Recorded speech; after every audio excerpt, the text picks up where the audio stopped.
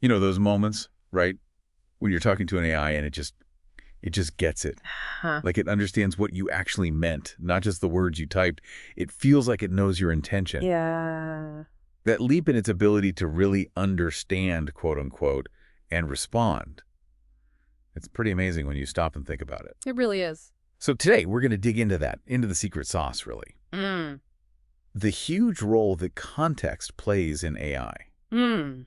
Because that seems to be what's changing AI from, just a system following rules into something, well, something smarter, more adaptive. And it's really more than just a technical tweak, isn't it? It's a fundamental shift. And what's fascinating is how it connects back to some pretty deep philosophical questions. How, Yeah, I mean, ideas from people like Wittgenstein mixing with cognitive psychology, plus all the AI development. That's what really enabled this jump. Understanding context forces AI to deal with how anything, any intelligence, really knows something. okay, so that's our mission for this deep dive then. Let's unpack how context went Yeah. from this like abstract idea to something totally essential in the AI we use every day. Right. Because figuring that out seems key to getting why modern AI works the way it does and, the implications of it all. Absolutely. Okay, so diving in, our sources point pretty strongly to Wittgenstein's later work as being foundational. Yes. This idea that meaning isn't just in the dictionary definition of a word, but how it's used in a specific situation in context. Exactly. And that was a big shift from earlier AI, the symbolic stuff. That drew on his earlier ideas, trying to pin down meaning with like rigid logical rules. And that didn't quite work out for language. No, it hit walls fast. Ambiguity, words meaning different things, idioms. Yeah, kick the bucket. Yeah, right. It would look for a bucket. Probably. These systems just weren't built for how messy and flexible human language is. We're always adapting based on who we're talking to, what's going on. It's all pragmatic, context-driven. So symbolic AI was kind of barking up the wrong tree with language, focusing too much on the individual pieces, the words, and missing the bigger picture. Pretty much. It missed the environment the words live in. What was the sort of biggest conceptual block they had to overcome to move towards this contextual approach? Well, really accepting that meaning isn't fixed, it's fluid, it depends. And Wittgenstein's meaning is use idea wasn't just like philosophical background music. It actively changed how AI gets built. How so? Instead of forcing language into these neat little boxes, AI started to embrace the messiness, which honestly is why your chatbot today can tell if bug means an insect or a software problem. Okay. It sees the whole conversation, the context, not just the word bug floating alone. As Genchiglia and Bouquet said, Wittgenstein is kind of in there in modern AI, pushing this idea that meaning and context are totally tangled together. Yeah, and something I found really striking in the sources was how our idea of context itself changed inside AI research. It wasn't just, feed it more text. It was a conceptual shift. Now, in this contextual memory intelligence stuff, context is seen as this active set of elements the AI uses to figure things out, to decide on a response for each interaction. It's not passive background info. Exactly right. And we see that in practice now. Modern language models have things like attention mechanisms. Right, I've heard of those. They let the AI sort of focus on the important words in a sentence, weigh them differently, and context windows, basically, a short-term memory of the conversation. Okay. These are direct answers, technologically speaking, to needing that surrounding context. They help make sure the AI's output actually makes sense in the flow of the conversation, much more relevant. That makes total sense for relevance. But Mm. is there a danger of too much context? Like, could it get overwhelming for the AI or lead to different kinds of mistakes? That's a really good question. And yeah, more context helps, but it adds complexity. Whittle's research from this year actually defines context by its type, source, scope, and state. Okay, break that down. Type, source, scope, state. Yeah, think about a medical AI. The type might be patient history.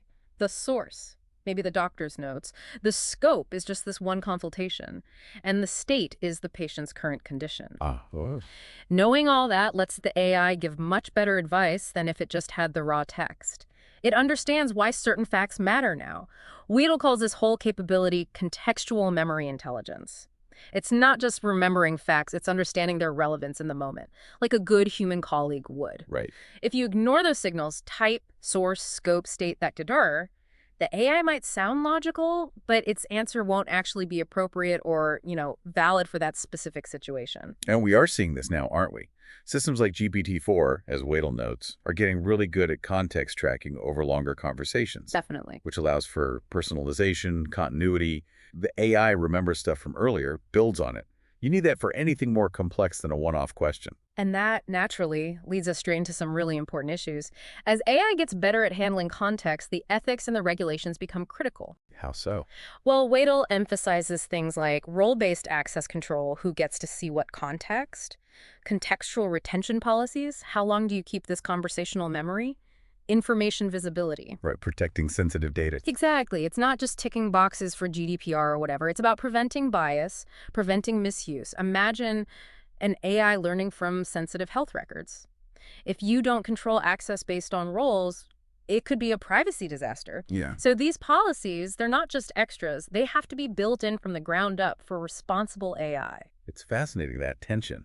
It's not just what the AI can track and remember, but what it should be allowed to, and how we manage all that contextual data it's gathering. This dynamic adjustment of contexts seems like a huge challenge, both for capability and for compliance. You've nailed it. And to really get how AI understands context, it helps to look at ourselves, our own minds. Oh, how so? Because, maybe surprisingly, a lot of the tricks AI uses are inspired by human psychology.